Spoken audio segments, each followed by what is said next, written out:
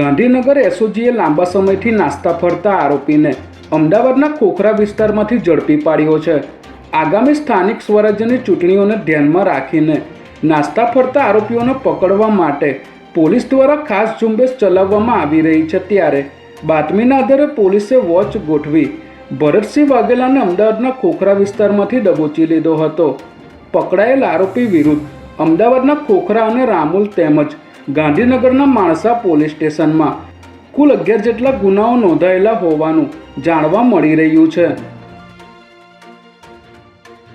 અખાત્રીજ નિમિત્તે જગન્નાથ મંદિરની સામે ભગવાનના ત્રણેય રથોને વિવિધ રંગબેરંગી ફૂલોથી સુશોભિત કરવામાં આવ્યા હતા, જેમાં બ્રાહ્મણો દ્વારા મંત્રોચ્ચાર સાથે રથોનું વિધિવત પૂજન અને અર્ચન કરવામાં આવ્યું હતું।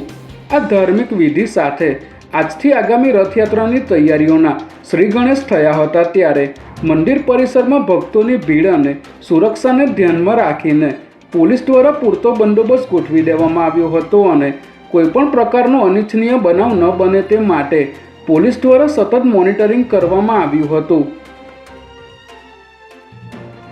અમદાવાદમાં સાયબર ગુનેગારોએ વધુ એક નિર્દોષ નાગરિકને પોતાની જાળમાં ફસાવી લાખો રૂપિયાની છેતરપિંડી આચરી હોવાની ઘટના સામે આવી છે।